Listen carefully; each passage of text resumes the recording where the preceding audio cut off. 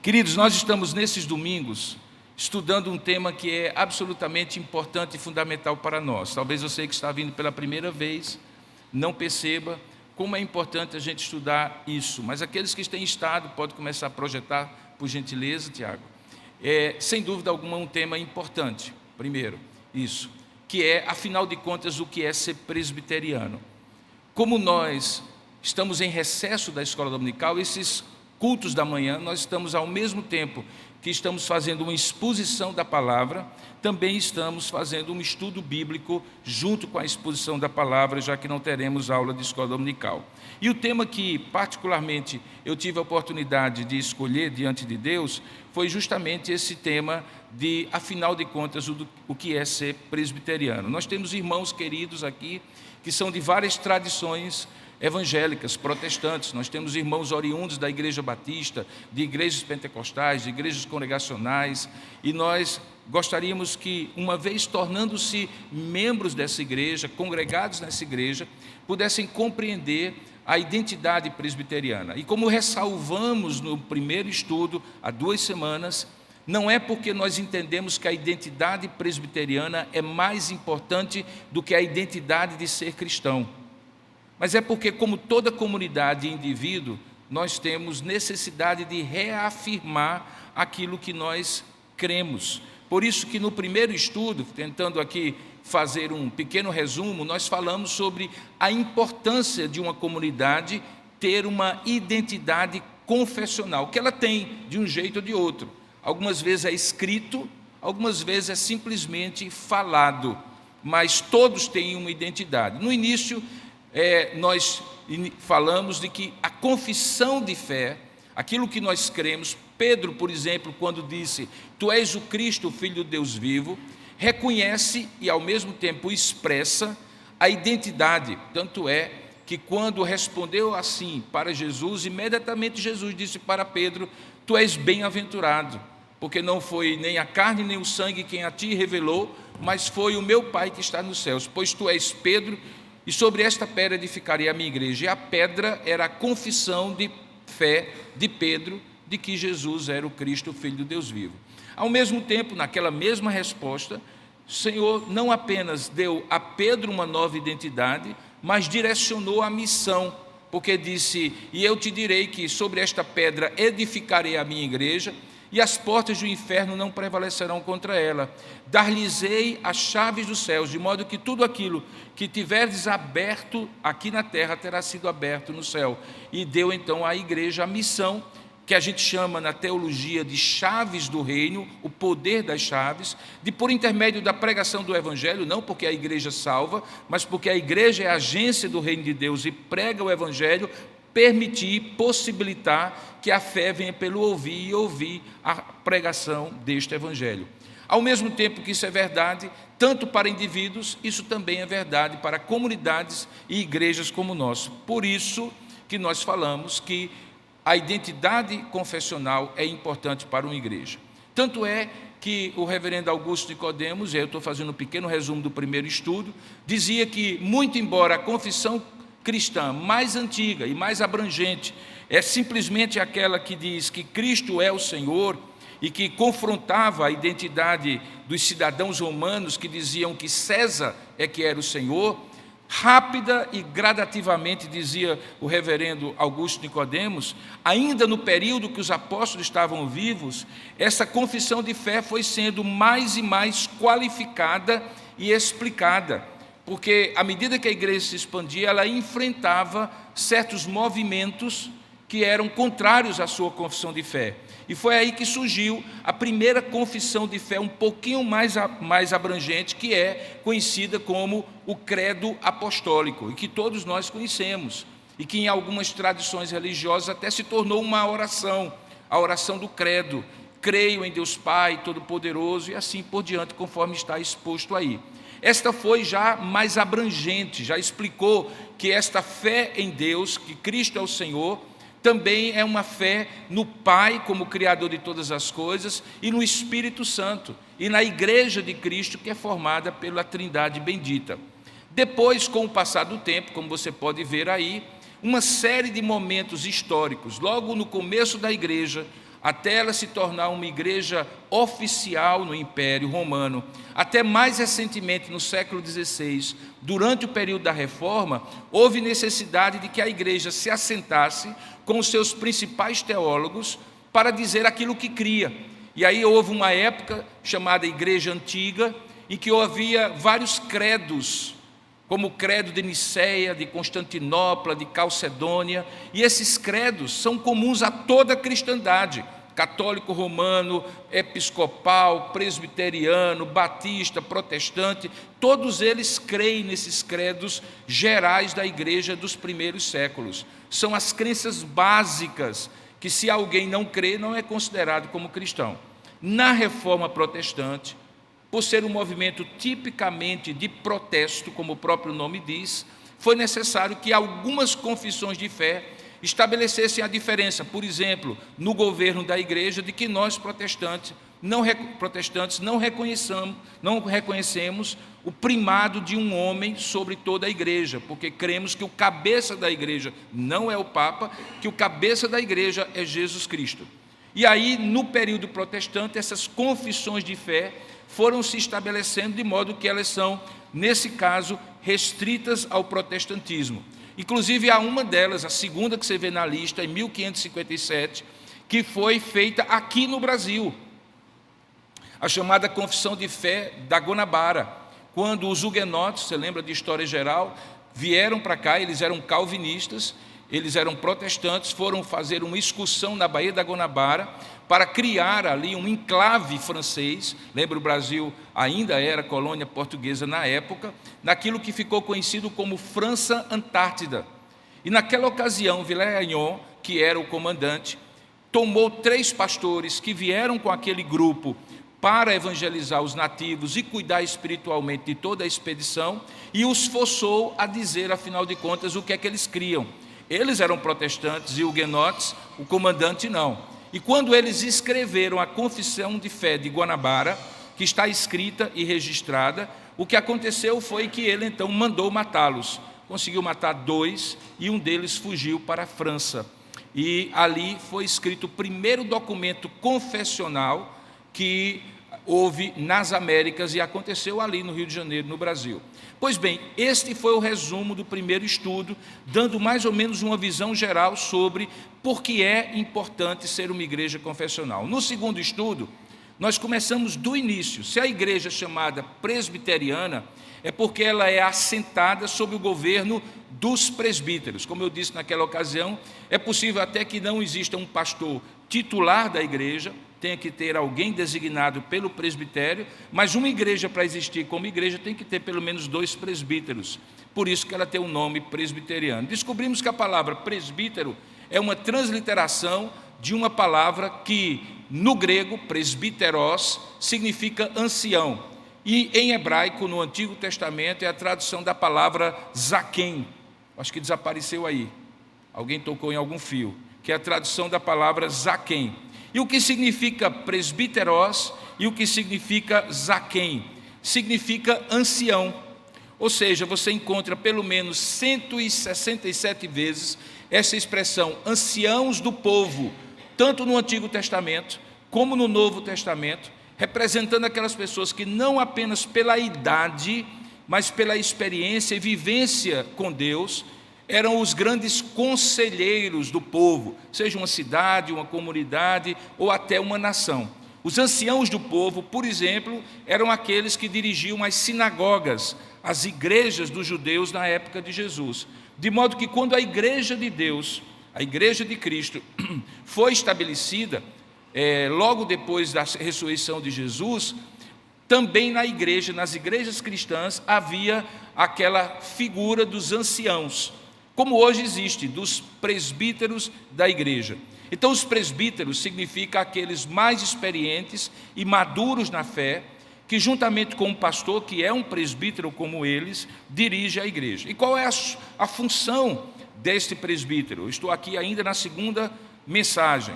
Ele é responsável por Deus, responsabilizado por Deus, para supervisionar, tomar conta como um pastor sobre ovelhas, e por isso ele recebe o nome de bispo. Na igreja presbiteriana, bispo não é uma hierarquia, um pastor mais importante do que os outros. Na igreja presbiteriana, bispo é uma função. Eu sou bispo, os presbíteros da igreja são bispos quando supervisionam um rebanho. E este é o desejo que Deus tem para a igreja, que ela seja supervisionada não por um homem, mas por um colegiado de pastores e presbíteros escolhidos pelos irmãos para cuidar espiritualmente. Então eles pastoreiam o rebanho do Senhor em nome do Supremo Pastor. Nós todos somos pastores auxiliares de Jesus e um dia iremos prestar contas por cada um de vocês, e isso não é uma tarefa muito fácil nem de imaginar, muito menos de realizar. Dentro desse pastoreio há duas coisas importantes que todo presbítero deve ser capaz de fazer. Ele deve ensinar a sã doutrina, porque, como eu falei no tema da segunda aula, o presbítero é guardião da doutrina e guardião do governo, e ele deve modelar a piedade, ou seja, ele deve modelar a vida com Deus como testemunha do Senhor.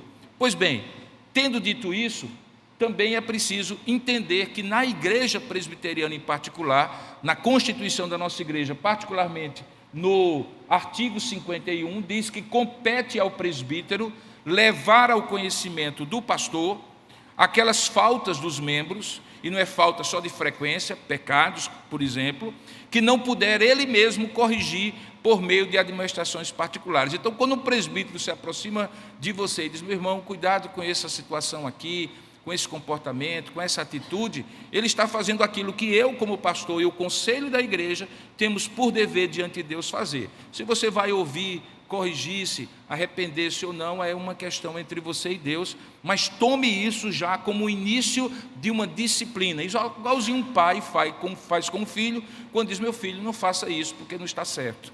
Ele também é, por dever, escolhido por Deus para auxiliar o pastor no trabalho de visitas. Eu sei que as visitas do pastor são muito queridas e desejadas, mas quando um presbítero ou quando um pastor auxiliar está visitando você em casa, por uma questão de enfermidade, de luto ou qualquer outra coisa, ou simplesmente porque você gostaria que assim fosse, o pastor auxiliar, o presbítero da igreja, está representando a igreja como um todo. O pastor em particular, titular da igreja, mas também o pastorado da igreja. Ele também está designado por Deus para instruir os novos na fé, que a gente chama de neófitos, consolar os aflitos, cuidar da infância e também da juventude. Então é um trabalho pastoral. Os presbíteros são presbíteros e pastores, e não presbíteros ou pastores. A única diferença é que eles não dedicam tempo integral ao pastorado. Eles têm profissão, têm os seus salários, têm os seus trabalhos e assim por diante, enquanto que os pastores se dedicam exclusivamente assim. E aí estão os demais deveres que você encontra na Constituição da igreja. Tendo dito tudo isso, agora é a hora da gente chegar ao estudo de hoje. E o estudo de hoje tem como tema as doutrinas da graça, o distintivo teológico presbiteriano. Quando eu digo distintivo, é aquilo que distingue o presbiterianismo de outras igrejas protestantes. Como é que nós sistematizamos a nossa doutrina? Você vai dizer assim: mas isso não tem importância alguma, pastor. O que importa é o que está na Bíblia. Mas o que está na Bíblia está espalhado na Bíblia. Está espalhado em histórias. Você não tem, por exemplo, um capítulo como se fosse uma enciclopédia, dizendo assim: eis aqui tudo que Deus pensa sobre oração, e está tudo lá, de começo ao fim. Não. Há histórias de oração, há ensinos de oração nas epístolas, há histórias de oração nos evangelhos e nas narrativas do Antigo Testamento, há exemplos de oração, tanto positivos como negativos, e quando um teólogo se debruça sobre a Escritura, ele faz uma sistematização. Ele traz um pedaço daqui, um pedaço daquilo lá e coloca numa estrutura que tenha sentido lógico, começo, meio e fim, para que a doutrina seja melhor compreendida para você, ou por você. É isso que se chama fazer teologia. Toda igreja faz uma teologia, todo crente faz uma teologia. Se eu perguntar a você o que é que você pensa sobre santificação, você vai dizer assim: olha, como diz a palavra de Deus, santo, santo, santo é o Senhor. Então a santificação começa com a natureza de Deus. Quando eu quero entender o que é ser santo, eu tenho que olhar primeiro como Deus é santo, mas também diz lá em outro texto que santificação é ser separado por Deus, porque a palavra lá, kadosh, em hebraico, significa separado, mas isso está em outro texto, você está fazendo teologia. A igreja faz teologia e tem distintivos. A teologia batista, junto com a teologia presbiteriana, tem muitas coisas em comum. A teologia congregacional, junto com a teologia presbiteriana, tem muitas coisas em comum. Mas há distintivos, características especiais que dizem, esse aqui caracteristicamente é um pensamento teológico presbiteriano, e esse aqui é um pensamento teológico de outra denominação. Mas deixe-me fazer uma ressalva. Por que que eu propositadamente coloquei distintivo teológico presbiteriano, se as doutrinas da graça também são cridas e confessadas por batistas calvinistas, por congregacionais calvinistas, por episcopais calvinistas? Por que que eu não disse assim, o distintivo teológico calvinista? É porque, como eu estou dando um estudo, afinal de contas, o que é ser presbiteriano, eu preciso dizer para você que em 99% daquilo que eu vou falar hoje, congregacionais, batistas e episcopais calvinistas, e nem todos o são, também concordam conosco. Mas é literalmente impossível que você seja um presbiteriano sem ser um calvinista. Então, se você pensa assim, em termos de sistema de teologia, o que é que caracteriza o presbiterianismo? É o calvinismo. Eu sei que quando eu falo calvinismo, você logo lembra daquele reformador que se chama João Calvino. Pois é, foi ele mesmo que sistematizou em grande parte o pensamento teológico que depois gerou aquilo que a gente chama de presbiterianismo. Pois bem, deixando isso como apenas um contexto para você entender, vamos ao primeiro ponto que eu gostaria de chamar a sua atenção. Eu quero lhe dar um pouco do contexto histórico. E o contexto histórico é importante, porque nada aconteça fora da história. Veja bem, quando eu falo que o distintivo presbiteriano de teologia é aquilo que a gente chama de 5 pontos do calvinismo, eu preciso dizer que eles não foram feitos por Calvino. Não foi Calvino que escreveu em determinado momento, ponto 1, isso, ponto 2 e assim por diante, não. Eles são 5 pontos do calvinismo, porque mesmo depois de 54 anos da morte de Calvino, alguns teólogos que afinavam o seu pensamento teológico com Calvino, escreveram, e de tão próximo com aquilo que Calvino pregava na Reforma Protestante, acabou se tornando 5 pontos do calvinismo. Quando é que aconteceu isso? Naquilo que a gente chama de Sínodo de Dort. Houve uma época, acredite você ou não, que as pessoas passavam de setembro de 1618 a maio de 1619, portanto, quase um ano, em cerca de 154 sessões diferentes, reunidos 84 teólogos, dos quais 18 representavam não as igrejas, mas o pensamento teológico da Holanda, da Alemanha, da Suíça e da Inglaterra, reunidos para discutir teologia. Hoje isso é inimaginável. Existem congressos de teologia, sem dúvida alguma, mas não por um ano quase, em que as pessoas tiravam de suas tarefas um tempo para discutir os detalhes da teologia. Por quê? Porque naquela época, nós estamos na Europa pós-reforma, lembra, a reforma acontece em 1517. Se eu estou dizendo que o Sínodo de Dort foi em 1618, nós estamos falando de um ano, ou melhor, um século depois da reforma, ainda sob o efeito da reforma. E por que que isso é importante? Porque a reforma é para a religião aquilo que o renascimento foi para a cultura de um modo geral, uma ruptura muito grande. Há uma cultura antes da reforma, ou melhor, antes do renascimento, e há uma cultura religiosa antes da reforma protestante, que não foi um movimento apenas religioso, sem dúvida alguma, foi também cultural, foi também político, foi também econômico, mas foi essencialmente uma ruptura com a ordem teológica da Igreja Católica medieval, e que você conhece um pouco, espero eu, da história. Pois bem, o que acontece? Naquela época, as confissões de fé calvinistas já tinham sido sistematizadas e adotadas. Por exemplo, já tinha a confissão belga, que as igrejas da Holanda adotaram como a sua confissão de fé e que nós também, presbiterianos, temos como referência. No entanto, alguns teólogos daquela época começaram a protestar de que aqueles pontos que estavam ali não eram os pontos corretos. Eles ficaram conhecidos na história como remonstrantes, porque essa palavra significa protestante ou protesto. Então eles eram protestantes dos protestantes, digamos assim. Eles eram discípulos de um teólogo chamado Jacob Hermani, que depois ficou conhecido como Arminius, que era o nome dele em latim. E eles queriam então mudar os símbolos oficiais da igreja. Então já havia símbolos oficiais teológicos da igreja e esses queriam mudar. E então o Sínodo de Dort foi convocado para que as questões que eles levantaram fossem analisadas e fosse dada a eles uma resposta.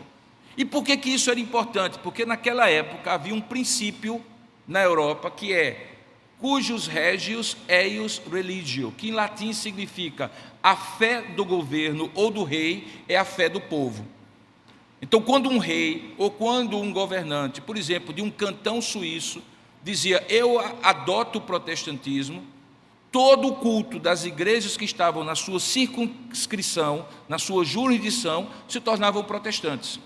E o ensino era protestante, e os pastores eram protestantes, e o povo que se virasse para entender e crer nisso e se tornar protestante se assim quisesse. Obviamente que alguns criam só para ficar bem diante do rei. No entanto, isso tinha sim um poder persuasivo para a religião, se era protestante ou se não era. Então, quando a Holanda, a Bélgica, os chamados Países Baixos na época, foram questionados sobre que símbolos de fé o Estado vai adotar, e o Estado e as igrejas, então eles convocaram um sínodo como se fosse uma constituinte nos dias atuais. E nessa constituinte não se debatia leis ordinárias, se debatia teologia. Então, os 5 pontos do calvinismo são o resultado, a resposta do Sínodo de Dort para esse questionamento, e que os irmãos vão entender agora quando eu colocar em colunas uma posição e outra, e você vai poder compará-los. Isso era importante? Sim, era muito importante para aquela época, mas é mais importante ainda para os dias de hoje, e você vai entender quando eu expuser ponto a ponto. Eles passaram para a história como aquilo que nós chamamos de tulipe, ou os 5 pontos do calvinismo. Alguém perguntou, por que o senhor escolheu uma tulipa para a capa do seu estudo? Porque tulipa era um símbolo daqueles protestantes daquela época, já visto que na Holanda a tulipa é a flor oficial daquele país. E coincidentemente a palavra tulip em inglês é um acróstico que explica os 5 pontos do calvinismo.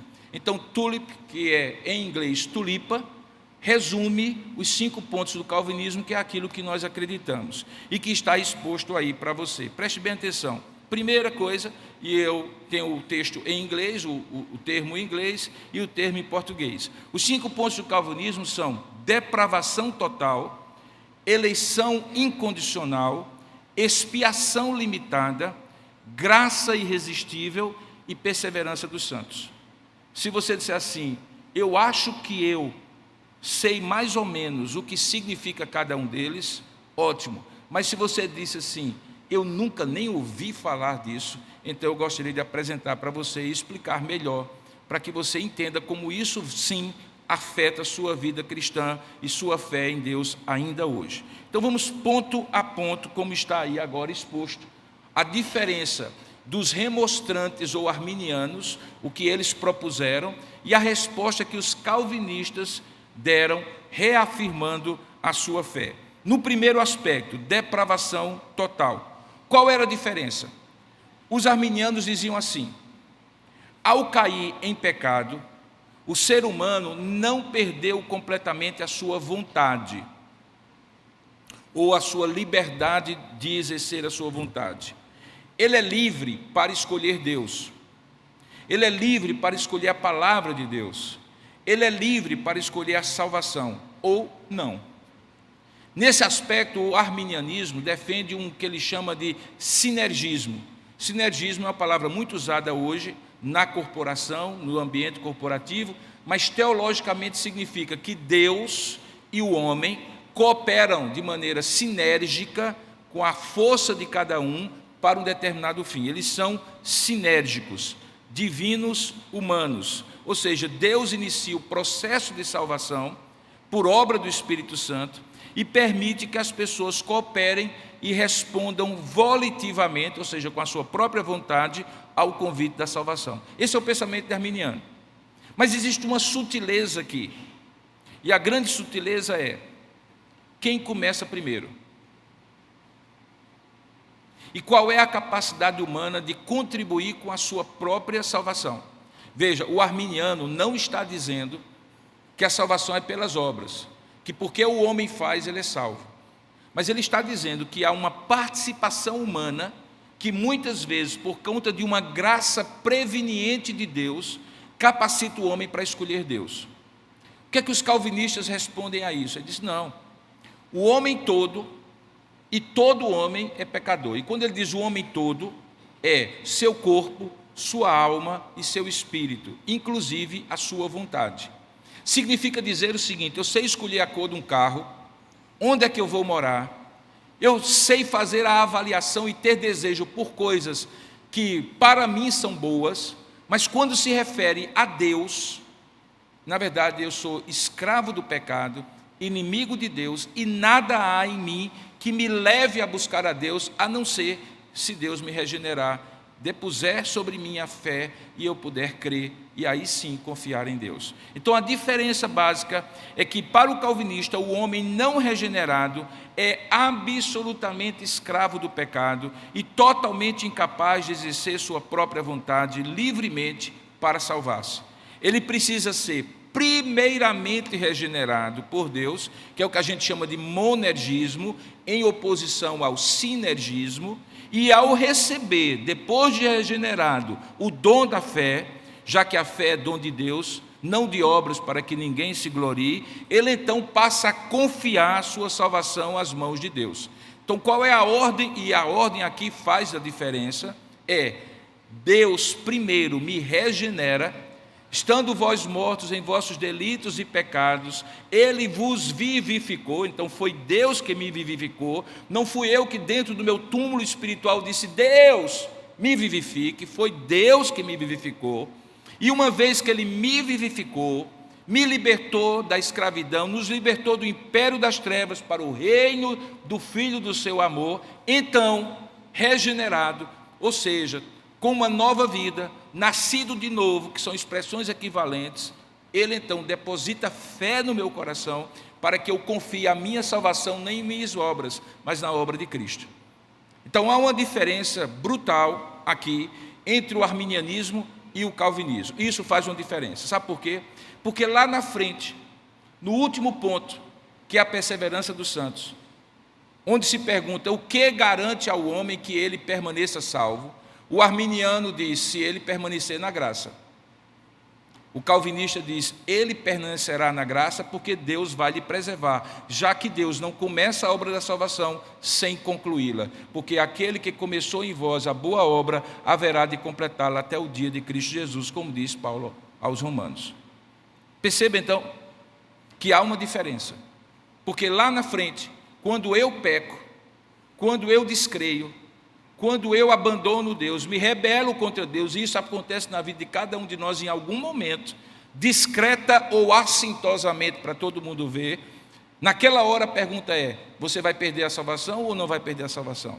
Se a salvação dependeu de você, que gerou o desejo de Deus de salvar, então você pode perder. E se você voltar, você ganha de novo, e você perde, e você ganha, e você perde, e você ganha. E se Jesus Cristo voltar em determinado momento que você estiver perdido, então alguns afirmam: você fica, porque você está em desgraça e não na graça de Deus. Já o calvinista diz: não, como a base e o fundamento da sua salvação não é você, mas o que Deus fez quando lhe escolheu, então significa que você não perde a salvação. Você vai passar por disciplina, Deus vai lhe corrigir, você vai ter que enfrentar as consequências do seu pecado, mas uma vez salvo, você é salvo para sempre. Esta última doutrina, que é a perseverança dos santos, só é possível se você compreender a depravação total. Se a depravação total for total pero no mucho, ou seja, foi total, mas você ainda tem um pouquinho de liberdade para buscar a Deus, então, consequentemente, lá na frente, se você, na sua liberdade, não buscar a Deus, você perde o que você recebeu. Então, os arminianos e os calvinistas começam com uma diferença que é muito importante que se estabeleça. Veja, o arminiano, ele não diz que o homem é salvo sem a graça. E o calvinista não diz que, uma vez salvo, o homem não precisa crer. Essas são duas caricaturas que algumas pessoas, quando querem estabelecer a diferença, acabam cometendo como erro. O arminiano não é um pelagiano, não é sequer um semi-pelagiano, que é uma outra doutrina da época dos agostinhos da vida, lá atrás na igreja, que era a discussão exatamente como o homem é salvo. O arminiano apenas coloca, e isso é importante, quando eu digo apenas, é para distinguir daquilo lá, mas é muito importante, que o homem e Deus contribuem conjuntamente para a sua salvação. O calvinista diz que o homem crê, até quando ele crê, é porque Deus deposita no seu coração a fé. Portanto, quando ele é regenerado e recebe a fé, é uma obra exclusiva da graça de Deus, em que o homem participa como recipiente e na sua vida cristã como aquele que responde com fé àquilo que Deus faz na sua vida. Primeira doutrina, então, fica clara que há uma diferença. Segunda doutrina, que é a eleição incondicional, que é o chamado decreto da predestinação, que cria tanta celeuma nos dias de hoje ainda. Deixa eu explicar para você melhor. Para o arminianismo, a eleição de Deus é condicional. Por que ela é condicional? Porque aqueles arminianos que creem na eleição, creem que Deus elegeu aqueles a quem ele conheceu antecipadamente, ou ele pré-conheceu. E porque Deus antecipadamente conheceu alguns que futuramente haveriam de crer, ele então escolheu esses e não outros. Ou seja, o pré-conhecimento de Deus, como está aí no slide, é que provocaria a eleição, estando ela baseada na condição estabelecida pelo homem de crer. Veja que aqui há uma sutileza importante. Qual é a sutileza da predestinação por presciência, que é arminiana? É que quando eu digo que Deus pré-conheceu quem haveria de crer, e por isso escolheu aqueles que haveriam de crer, quem vai depender de quem? Deus vai depender do homem, porque Deus só vai poder escolher aqueles que ele antecipadamente viu que haveriam de crer. É a crença do homem que provoca o decreto de Deus. Mas veja como a posição calvinista é o contrário. Ele diz assim: a eleição é incondicional. É como Paulo dizendo, fazendo o exemplo de Esaú e Jacó em Romanos, ele diz assim: não é por quem quer, não é por quem busca, não é por quem deseja, Deus elege a quem ele quer. Por quê? Porque o pré-conhecimento de Deus, que existe, está na Bíblia, está baseado no propósito ou no plano de Deus, ou seja, ele conhece antecipadamente quem vai crer e tudo, porque ele determinou eternamente. O decreto antecede o pré-conhecimento. No arminianismo, o pré-conhecimento antecede o decreto. Quando eu digo que o pré-conhecimento antecede o decreto, eu estou dizendo que o homem condiciona a eleição de Deus. Por isso que o arminiano diz que a eleição é condicionada. Mas quando eu digo que o decreto vem antes do pré-conhecimento, ou seja, que Deus pré-conhece porque ele predetermina, então é Deus que tem o controle e não o homem. O homem crê, e Deus sabe quem vai crer, porque ele determinou antes daquele conhecimento que ele tinha. Porque ele predeterminou, ele conheceu. Pense numa estrada e numa viagem que você vai fazer. Você faz um plano, os seus planos mudam, mas digamos que seus planos fossem divinos. Nos seus planos divinos, propósito de Deus, ninguém pode mudar, ninguém pode alterar. Você estabelece a hora que você vai sair, a hora que você vai chegar. Você vai sair do ponto A de João Pessoa e vai a Campina Grande. Você sabe a quilometragem, o tempo de velocidade do seu carro. Você resolve parar lá na tapioca do irmão Firmino, comer uma tapiocazinha no horário de 1h33 minutos. Você vai gastar 7 minutos e 35 segundos para comer a tapioca, pagar ao irmão, dar um cheirinho em todo mundo e pegar o voo, ou melhor, pegar o carro e chegar em Campina Grande. Se o seu decreto fosse incondicional, você poderia dizer: eu sei que 7h35 da manhã eu vou estar entrando no estabelecimento da tapiocaria do irmão Firmino. Se o seu decreto fosse condicionado, você teria que dizer assim: vai depender da calibragem do pneu, vai depender do trânsito, vai depender do tempo, vai depender do menino, da esposa ou do rapaz que pede no meio do caminho para ir no banheiro, porque está condicionado pelas circunstâncias. Isso acontece comigo? Acontece com você também. Por quê? Porque nós não somos Deus. Mas Deus não é pego de surpresa no decreto dele, de tal maneira que alguma coisa que o homem venha a fazer altere o decreto de Deus. Em outras palavras, a eleição arminiana é condicionada pelo pré-conhecimento de Deus, que em última instância vai depender das circunstâncias humanas e da decisão dos homens, de crer ou não. Mas a eleição incondicional calvinista diz que porque Deus determina todas as coisas, Ele determina até mesmo as ações livres do homem, de tal maneira que cada uma delas, embora livre e moralmente responsável, somos responsáveis pelas nossas ações, haverão de conduzir para o propósito de Deus, porque todas as coisas cooperam para o bem daqueles que amam a Deus e que são chamados segundo o seu propósito. Essa é a eleição incondicional calvinista. Eu sei que você está talvez com algumas perguntas, segura um pouquinho, porque no final eu vou abrir para perguntas. A terceira doutrina da TULIP, dos 5 pontos do calvinismo, é o que a gente chama de expiação limitada.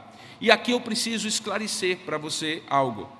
Segundo o arminianismo, Cristo morreu para salvar somente aqueles que exercem a sua vontade livre e aceitam o oferecimento da vida eterna, resultando naquilo que eu chamei de cooperação, sinergismo, entre uma graça divina preveniente, anterior, e uma decisão de fé humana posterior, por parte daqueles que, baseado em sua própria decisão, conhecida anteriormente por Deus, foram eleitos. Eu sei que ficou muito comprido. Desapareceu?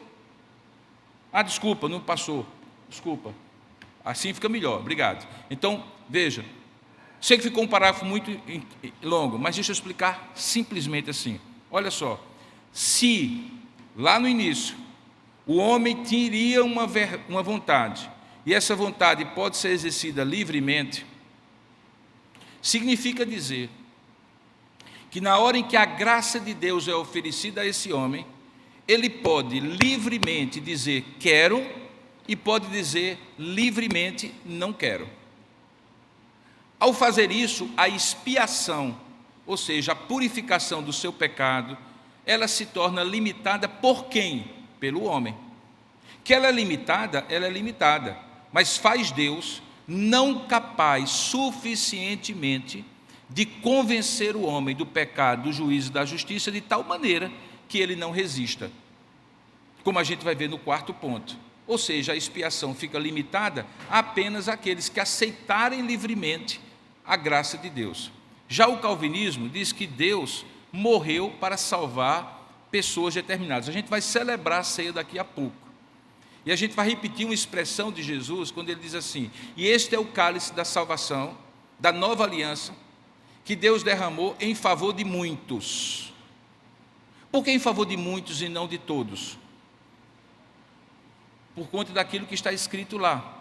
É que a morte de Cristo é suficiente para salvar a todos, mas ela só se tornou eficiente para aqueles que eram eleitos. Então ninguém pode dizer que Cristo só morreu por alguns, no sentido de que ele não morreu suficientemente por todos, mas sim pode dizer que Deus morreu só para alguns, em Cristo morreu só para alguns, aqueles que eram eleitos.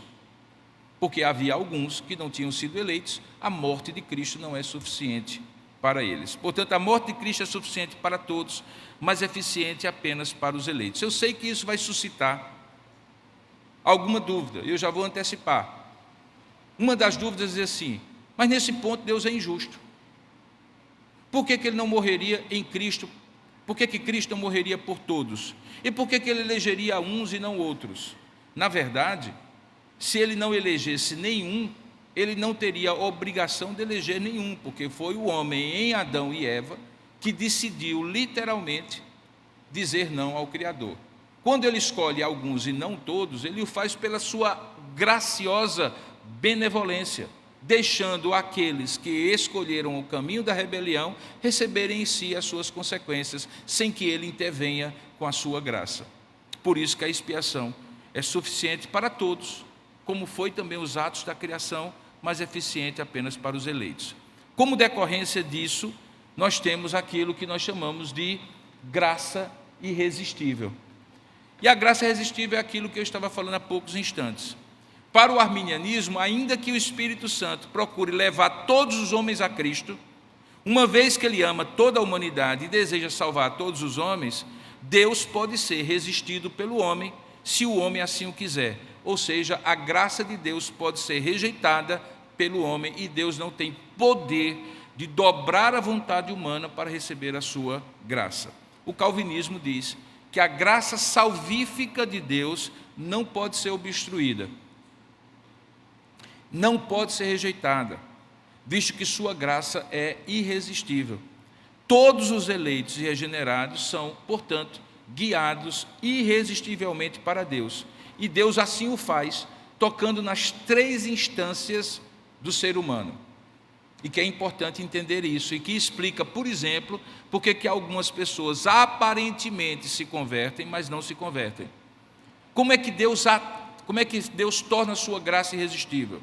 Primeiro ato de Deus, eu estou colocando apenas primeiro, segundo e terceiro, como uma espécie de recurso didático, porque acontece tudo ao mesmo tempo, simultaneamente, dentro do propósito de Deus. Ele convence o homem. E por que é importante ele convencer o homem? Porque a Bíblia diz que para o homem ser salvo, ele precisa se arrepender, e para ele se arrepender, ele tem que ser convencido do seu pecado. Por isso que a palavra de Deus diz que o Espírito Santo convence o homem do pecado, do justiça e do juízo. Se o homem não for convencido, ele vai ser só emocionalmente tocado.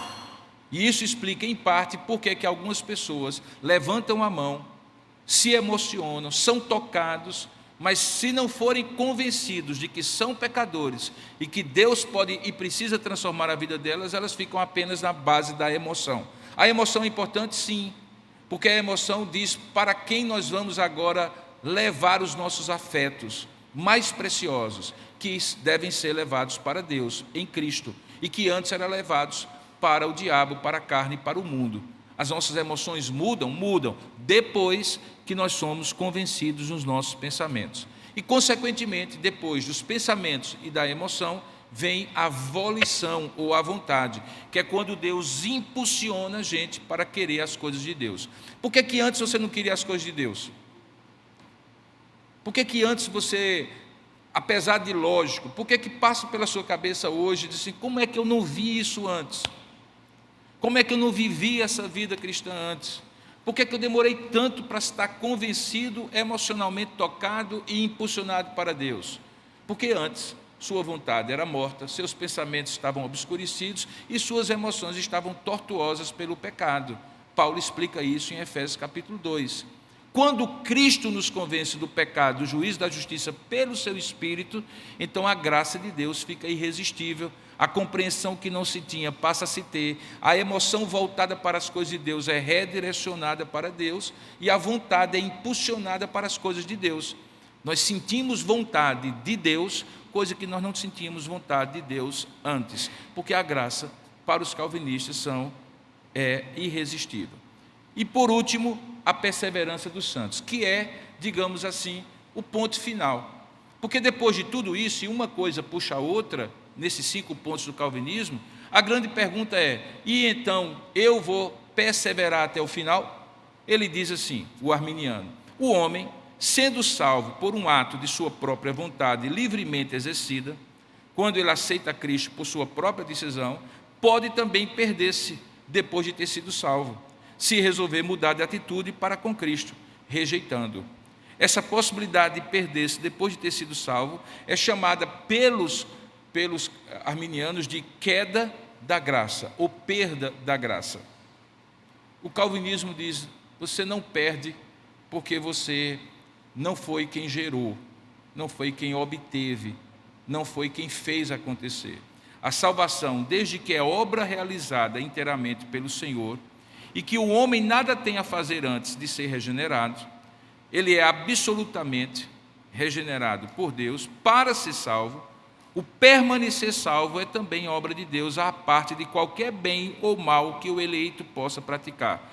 Ou seja, Deus preserva os eleitos regenerados e eles, consequentemente, perseveram na graça de Deus. Uma vez alguém, quando eu era novo na fé, me explicou da seguinte maneira: quando um pai que quer o bem de um filho atravessa a rua com ele, ele não espera que o filho segure na sua mão. É ele mesmo que segura na mão do filho e garante que ele vai sair de um lado para outro na rua, mesmo que esse filho queira soltar. Você faz tudo, todo dia, para soltar-se da mão de Deus.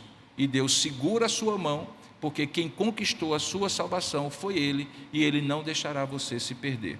Perceba que são dois sistemas que nas sutilezas podem indicar um foco maior na sua vontade ou um foco maior na vontade de Deus. Eu costumo dizer que o que está por trás de tudo isso é quem manda em quem. Quem é soberano sobre quem? Quem é soberano sobre tudo?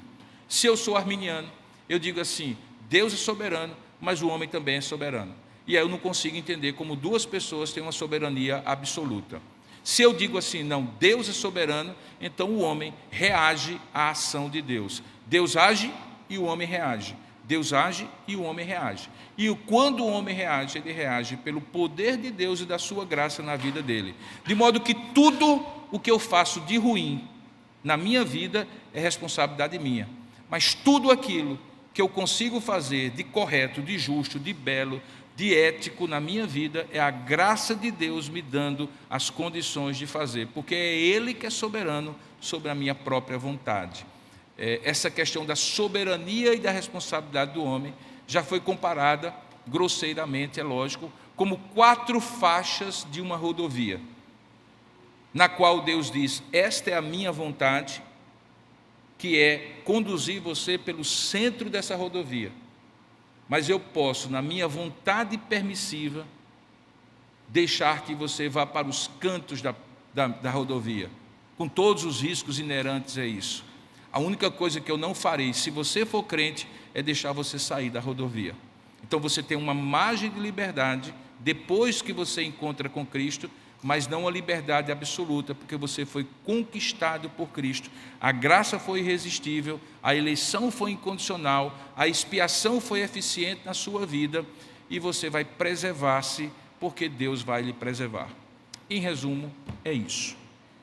Queridos, eu estou aberto para perguntas, e eu gostaria de pedir aos irmãos diáconos que nos ajudem, um de cada vez. Nós vamos ficar até alguns minutos, e depois aqueles que precisarem, nós encerraremos o culto, e os que quiserem ficar, podem ficar, e a gente conversa bastante sobre isso. Coloca ali para a Trícia, porque daqui a pouco ela fica com dor na mão, porque ela já está levantando ali umas 15 vezes. Enquanto você pergunta, eu vou tomar água. Tem umas 15 perguntas também, mas não, vou fazer só uma. Assim é bom, assim é querer só para você, deixa para os outros. Eu vou fazer só uma. A respeito da depravação total. E eu creio no tudo que o senhor falou, mas dúvidas realmente vêm na nossa mente, né? Claro. A respeito da depravação total, e que nós fomos criados à imagem e semelhança de Deus e preservamos essa imagem e semelhança. E o senhor, como psicólogo também, como eu devo me enxergar a despeito dessas duas coisas, da depravação total e que fomos criados à imagem de Deus? Ótimo. Mas não como psicólogo, como teólogo mesmo, viu? Deixa eu explicar para você. A imagem de Deus, ela foi não completamente perdida no homem, porque Deus preserva algumas coisas mesmo depois do pecado. Por exemplo, o seu senso de justiça, ele não depende da sua fé. Uma pessoa que não é crente, ela tem um senso de justiça, ela tem uma ideia do que é certo e do que é errado.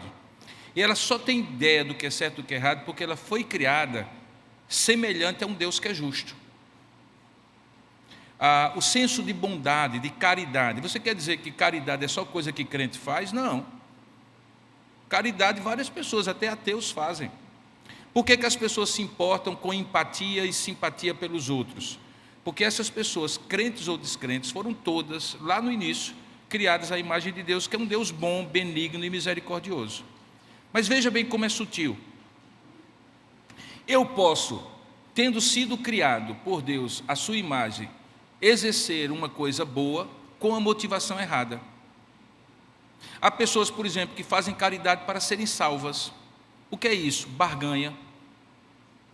Há pessoas que fazem caridade para que os outros vejam. O que é isso? Barganha.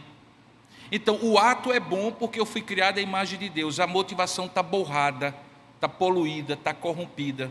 E é exatamente isso que acontece nesse exato momento com todos os crentes que estão aqui. Nós vivemos uma luta entre a carne, que é decorrente do pecado, e o Espírito que habita em nós, que nos lembra de quem nós somos em Cristo.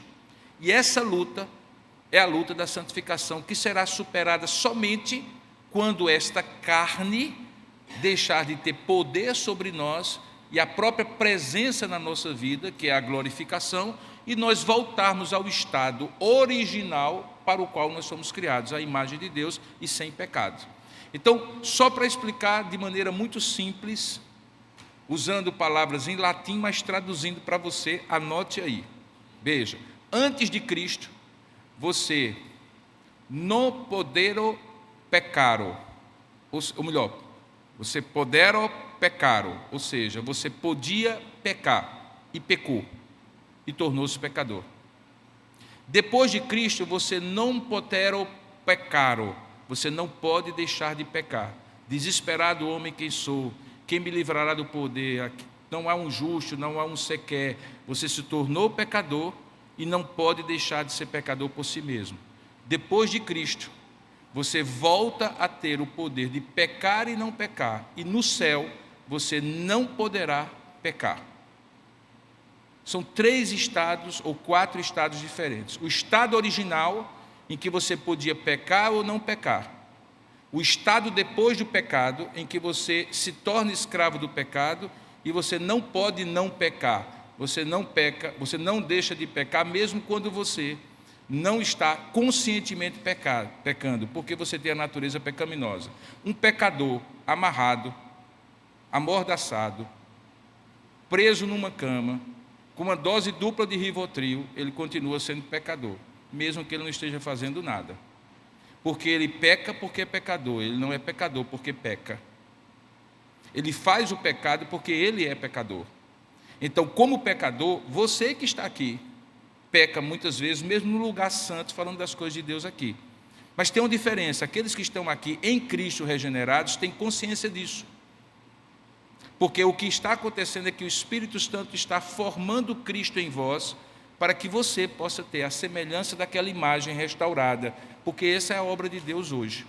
Então, a liberdade do homem e a soberania de Deus caminham juntos na santificação, na medida em que Deus diz para o homem que Ele é quem efetua em nós tanto querer como realizar, mas ao mesmo tempo manda para nós desenvolver a vossa salvação com temor e tremor. Ele age e eu reajo. Antes de Cristo, eu não reajo. A pergunta básica é: quantos quilos eu preciso colocar em cima de uma pessoa morta, dentro de um túmulo, para que ela grite reclamando? Quantos quilos? 1 tonelada?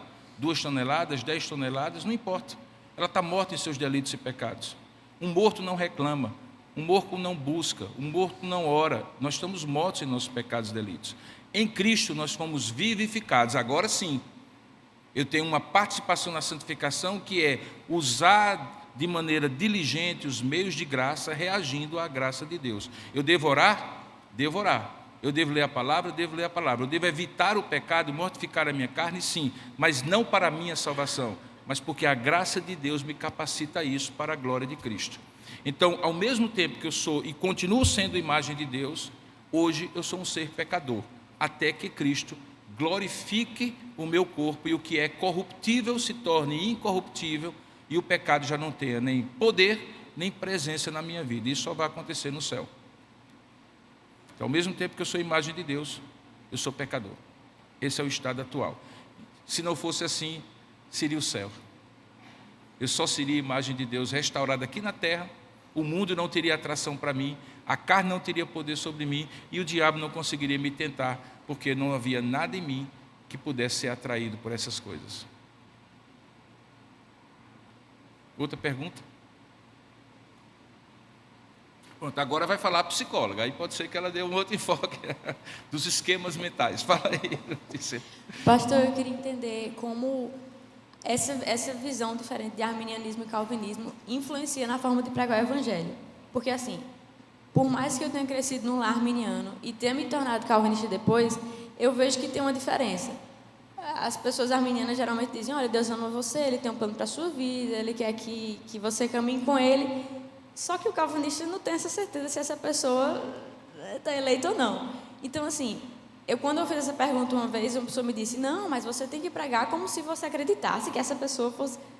Eu não teria essa convicção. Eu confesso que essa resposta não me satisfez, porque eu acho que a gente tem que pregar aquilo que a gente realmente acredita. Então, como é que eu faria um apelo nesse sentido de convidar a pessoa a orar sem dar essa certeza de, ó, Deus quer você com Ele no céu?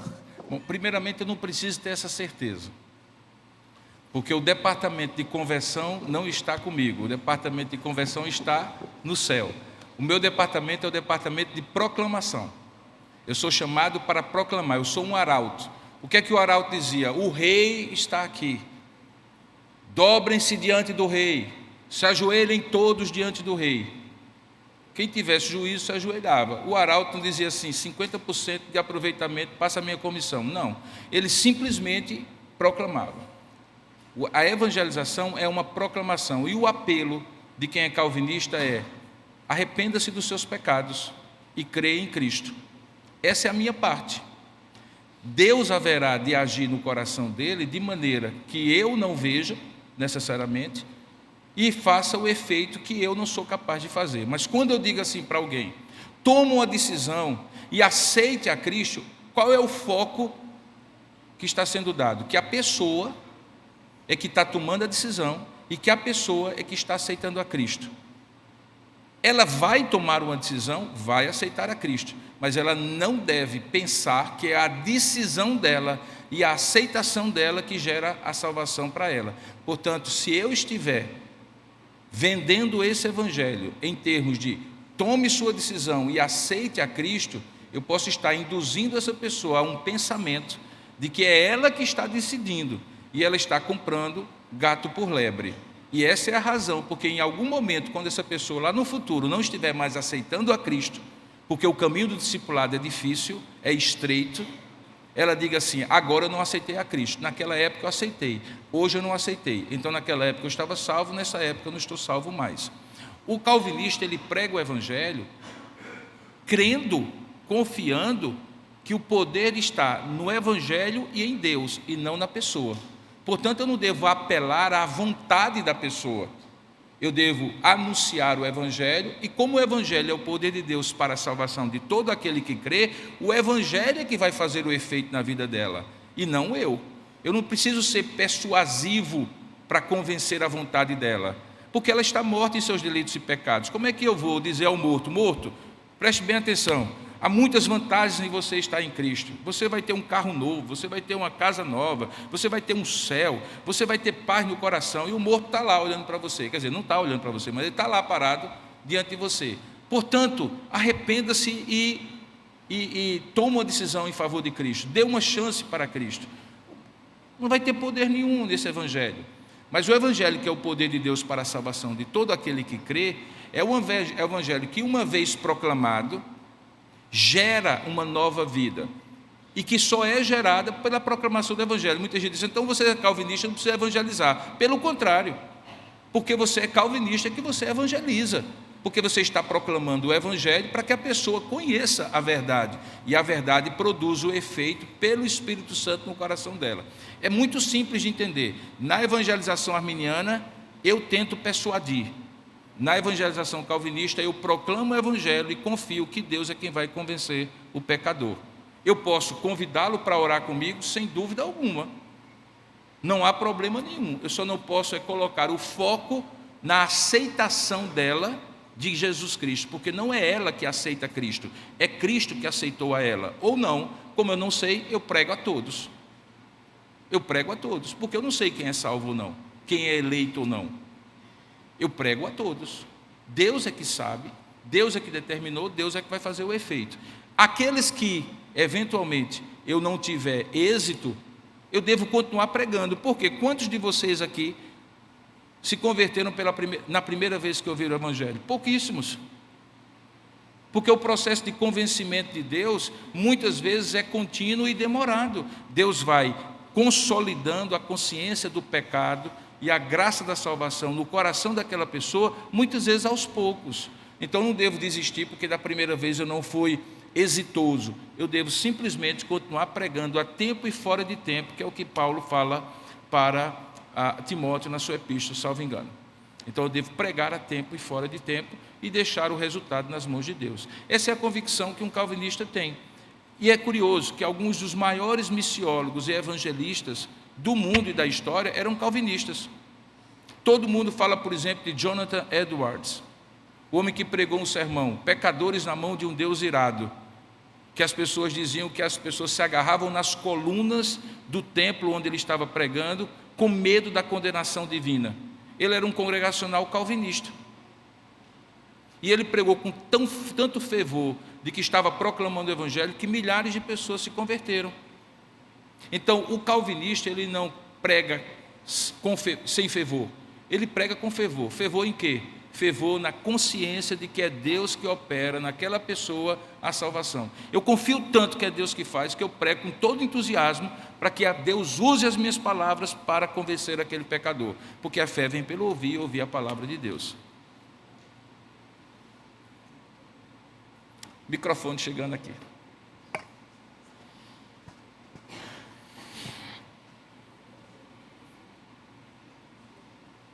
Depois aqui Siqueira, viu? Seguindo essa mesma linha, né? Essa mesma pergunta, eu ainda fico com uma dúvida. Se a gente já é escolhido, né? Desde o início já somos escolhidos. E essa questão de você orar ou de você propagar o Evangelho, né? Para outras pessoas, ela só vai se converter se ela já for uma escolhida, né? Sim. Porque a gente sempre, como cristão, você sempre pede oração por uma pessoa, sempre o desejo nosso é que alguma pessoa próxima, ela se converta, né? Então, quer dizer que a nossa oração não vai fazer nada, né? Vai fazer muito, que é isso? Veja, quando eu digo para meu filho, eu tenho o maior presente que você pode receber, desde que você me peça. Eu estou estabelecendo que o presente depende de mim e estabeleci para ele o meio pelo qual ele vai receber o presente. Ele seria um tolo se dissesse assim: não, painho, ao invés de pedir ao Senhor, eu confio que o Senhor tem o melhor presente, mas ao invés de pedir ao Senhor, eu vou pedir ao seu vizinho. Aí eu diria: não, filho, eu determinei os fins e os meios. A oração é um meio que Deus determinou para que a gente peça as coisas para Ele. Eu não posso desobedecer. Eu tenho que orar porque Deus me mandou orar. O que eu não tenho de fazer é alimentar no meu desejo pessoal de que sou eu que digo a Deus o que Ele tem que fazer, que é um equívoco muito grande, que teve o seu ápice nos famosos decretos de confissão positiva. Eu decreto que você, como se fosse o homem capaz de determinar o resultado da sua oração. Não é o homem que determina o resultado da sua oração. Ele pede, e aí eu uso o ditado popular, pede como quem pede a Deus. O que a gente pede como quem pede a Deus? A gente pede é tudo, porque Ele é o Pai poderoso. Deus é tão maravilhoso que Ele é o único que é todo poderoso para fazer tudo aquilo que Ele quiser e que nós pedirmos segundo a sua vontade. E Ele é o único que é bondoso o suficiente para nos dar, mesmo quando nós não merecemos. Então, por que eu não vou orar? Eu vou orar a esse Deus maravilhoso, que é todo poderoso e todo bom. Ele é capaz de fazer tudo e Ele tem bondade o suficiente para fazer tudo aquilo que eu preciso, mesmo que eu não mereça. Por isso que eu tenho que pregar, por isso que eu tenho que orar. Então, o pregar e o orar são meios não são determinados pelo fim. Se assim fosse, eu diria assim: ah, não, Senhor, me diz primeiro aí se o Senhor vai me dar ou não, porque se o Senhor não me der, então não vou nem perder tempo aqui orando. Aí Deus disse: meu filho, você não está entendendo nada.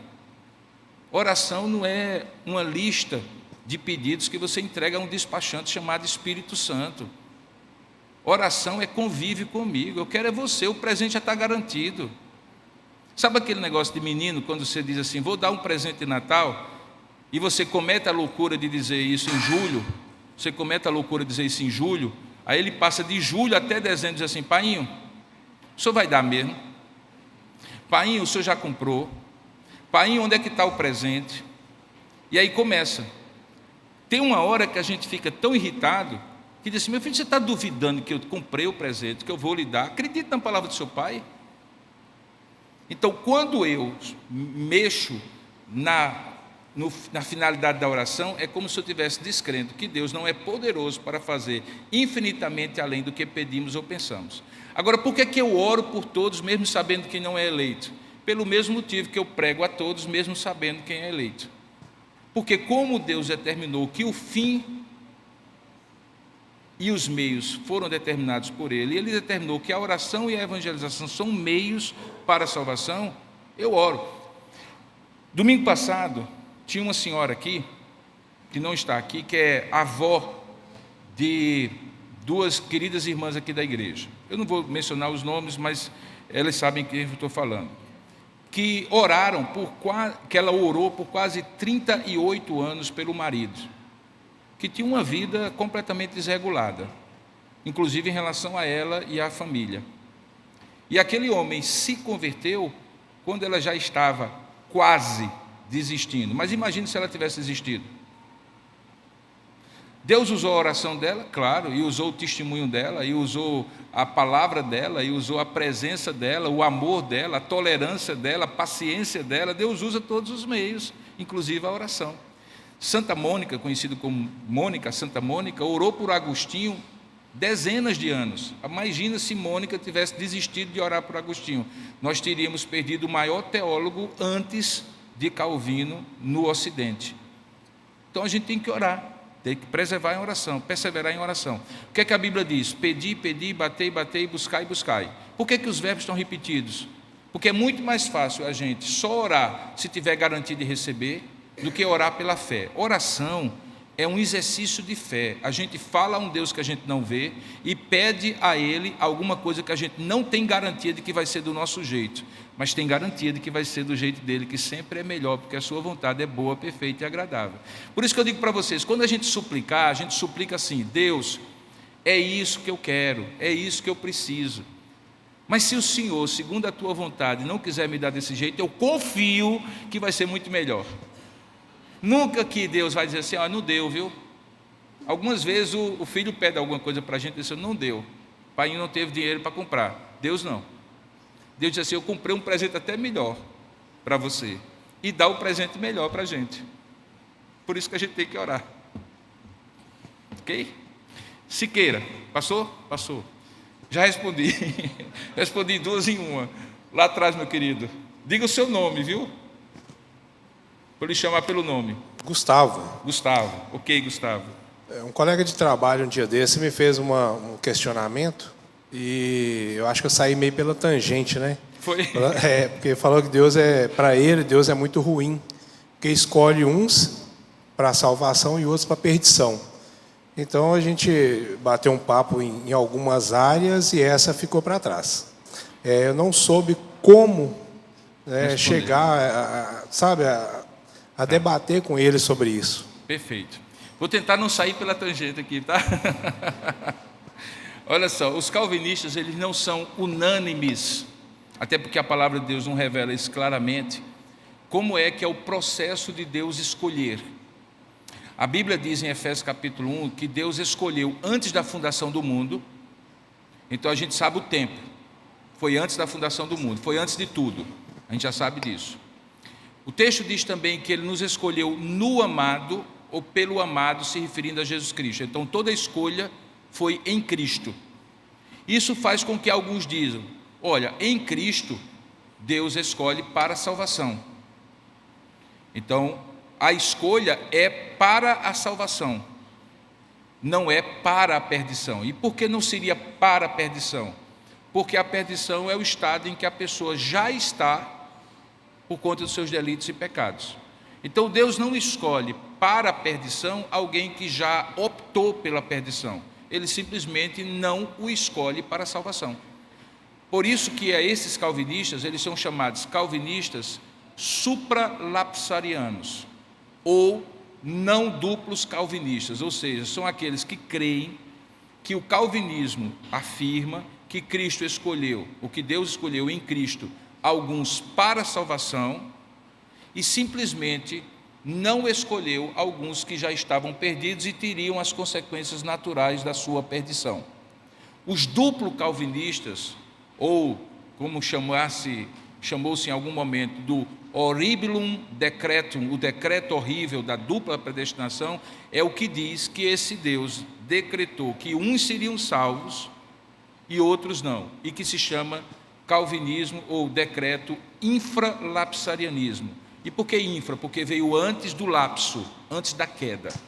Eu, particularmente, junto com alguns outros, acredito no calvinismo, na escolha, eleição incondicional, supralapsarianismo, ou seja, que Deus escolheu para a salvação e simplesmente preteriu de escolher aqueles que já estavam perdidos.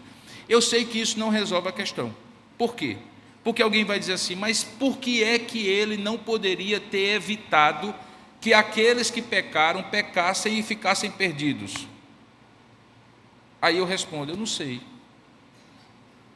Por que eu não sei? Porque Deus não disse por que não tinha evitado, não poderia evitar. É basicamente perguntar assim, por que Deus deixou que as pessoas pecassem? Ele não poderia ter evitado? Poderia. E aí eu respondo da seguinte maneira. Quando Deus criou Adão, e aqui é minha formulação, é minha maneira da minha cabeça compreender um pouco sobre isso. Não estou dizendo que sou original, é possível que alguém tenha pensado dessa maneira assim. Deus tinha duas opções, se é que Deus trabalha dessa maneira, mas humanamente falando. Uma opção seria assim, Deus criaria o homem sem a possibilidade de pecar, mas aí não daria a ele o livre-arbítrio original, a livre agência. Porque se ele desse, corria sempre o risco do homem pecar, como de fato deu, e o homem pecou.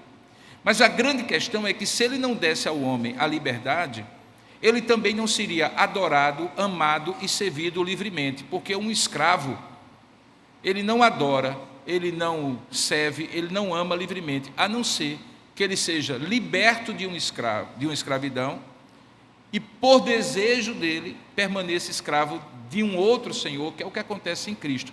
Eu, Martinho Lutero diz isso, sou ao mesmo tempo o mais escravo de todos os homens, e ao mesmo tempo eu sou o mais livre de todos os homens, porque já não sou mais escravo do pecado, mas se me submeti amorosamente ao meu Senhor. Se Deus não tivesse dado a liberdade ao homem, ele não corria o risco do homem pecar, mas em compensação a adoração, o serviço, o amor deste homem seria de um robô a este Deus. O que é que ele fez? Entre aspas, espero que ninguém na gravação depois diga que eu estou dizendo heresia, entre aspas, ele correu o risco. Claro que ele não correu o risco humanamente falando, ele preferiu escolher o homem livre, e o homem fez mau uso da sua liberdade. E porque ele fez mau uso da sua liberdade, ele teve as consequências. Advertido, não coma desse fruto da árvore do conhecimento do bem e do mal, porque se você comer, você vai morrer. Então ninguém pode dizer que Deus pegou o fruto, botou na boca de Eva e depois na boca de Adão e disse assim, eu decreto que você vai ser perdido. Naquele momento eles tinham liberdade de não pecar, e eles resolveram pecar, com as consequências do seu pecado. Então não foi Deus que decretou para eles que eles deveriam pecar. Deus decretou que entre os perdidos ele haveria de escolher alguns para a salvação. Isso tem vários textos na Bíblia. A Bíblia diz, por exemplo, que muitos são chamados, mas poucos são escolhidos. Muitos são chamados pela pregação, como eu expliquei para a Letícia, mas poucos são escolhidos. E por que poucos são escolhidos, apesar de ser chamados? Porque eles são capazes de resistir a Deus? Não, é porque eles não foram eleitos. Porque quem é eleito vai se quedar diante de Deus. Eu sei que alguns dizem assim, Mas agora eu estou revoltado porque aquela pessoa tal e tal. Eu digo assim, homem, não fique revoltado pelos outros, não, agradeça por você, porque você devia estar na mesma situação dos outros e Deus lhe deu a graça de ter sido eleito. Então a graça da eleição deve encher o meu coração de gratidão muito mais do que elucubrações sobre coisas que Deus não revelou na sua palavra. Existem mistérios na palavra, e não somente esse não. Mesmo os arminianos e qualquer outro cristão não explica, por exemplo, como é que Deus é 3 em 1. E nem por isso o arminiano diz assim, não, porque esse negócio não está bem explicado, eu não acredito em Deus sendo Pai, Filho e Espírito Santo. Porque é um mistério, ele admite que é um mistério. O mistério das razões mais íntimas de Deus não ter escolhido todos, ou não ter evitado que todos pecassem, Deus não revelou, e é um mistério. E eu tenho que me submeter. E por que eu tenho que me submeter? Porque se eu não me submeter, o pequeno está querendo entender o grande. O limitado vai querer entender o ilimitado. Isso é impossível. Isso é um mistério. O mistério do nascimento virginal de Jesus, o mistério da dupla natureza de Cristo, como é que ele é 100% Deus, 100% homem. São muitos mistérios, né? E quando eu digo mistério, não é mistério de filme de terror, é mistério desconhecido, que ainda não está revelado. E aí talvez caiba Deuteronômio 29, que diz que algumas coisas Deus revelou e algumas coisas Deus não revelou. E aquelas que Ele revelou são para a nossa edificação. E aquelas que Ele não revelou não é para a nossa elucubração e inquietação espiritual. A gente tem que entender que há razões, não entre o céu e a terra, mas entre Deus e Deus, que a vã imaginação sequer pode chegar próximo. Ok? Eu admiti que não tenho a resposta completa, então não saí pela tangente. Quem é? Sou eu. A hora, eu sei, a hora. Estamos cobrando aqui a hora. Vou ser bem breve, pastor. Oi, querida. Eu queria que o senhor explicasse quanto ao pecado justificado, né? O conceito é que a justificação pela fé se relaciona com o julgamento de pecadores. Queria saber como é que fica o pecado justificado, já como nós somos pecadores, e foi falado, né, que nós somos pecadores, sempre pecadores. Nós somos pecadores regenerados. Justificados. Nós não somos pecadores como aqueles que são pecadores e que nós éramos também sem Cristo. Por que nós continuamos sendo pecadores? Bom, eu diria assim, a evidência factual, prática, diária, diz que eu sou pecador. Eu não posso dizer que não sou pecador, porque quando eu penso nos meus pensamentos, nas minhas palavras, nas minhas atitudes, fica claro que eu sou pecador. Mas porque a Bíblia também diz, em 1 João diz assim, que aquele que diz não ser mentiroso, diz não ser pecador, é mentiroso e faz Deus mentiroso, porque ele é pecador. E de fato nós somos pecadores. Qual é a diferença? Isso aqui é importante, porque liga a justificação, estou terminando, essa é a última, viu gente? Estou ligando a justificação com a santificação. E por que isso é importante? Porque, olha, presta bem atenção, isso aqui é importante. Se eu fosse você, não piscava nem os olhos agora, para você entender. Justificação é um ato legal em que Deus declara que você já não é condenado pelo seu pecado. Justificados, pois, mediante a fé, temos paz com Deus por meio do nosso Senhor Jesus Cristo. Já não há condenação para os que estão em Cristo Jesus. É um ato definitivo, irreversível e eterno. Acabou. Nesse sentido, eu não sou um pecador condenado mais, porque eu já fui justificado. Tendo sido justificado, começa uma obra de Deus pelo Espírito Santo, em que eu sou progressivamente livre do pecado, do poder do pecado sobre minha vida, que é a santificação. Quanto mais eu amadureço em Cristo, menos poder o pecado tem sobre mim de deformar o meu caráter. Aqui é uma questão legal, aqui é uma questão moral. Eu estou justificado, mas eu ainda sou uma fábricazinha de ídolos, enganoso é o coração e desesperadamente corrupto. Aqui Deus livra do pecado como natureza condenada. Aqui Deus está livrando dos pecados como atos contrários a Deus. Aqui eu estou sendo livre do poder do pecado. E lá no final, na terceira etapa, eu serei livre da presença do pecado. porque eu estarei na presença do Senhor, eu já terei a minha carne crucificada completamente em Cristo, como Ele está hoje, mas completamente mortificada e restaurada para uma nova vida. É o que Paulo fala em 1 Coríntios capítulo 15, quando diz que o corruptível se revestirá de incorruptibilidade. Então, quando nós dizemos somos justificados em Cristo, e já não há nenhuma condenação, não quer dizer que nós não podemos pecar, nós não devemos. E a maneira para a gente não pecar é simplesmente usar os meios de graça.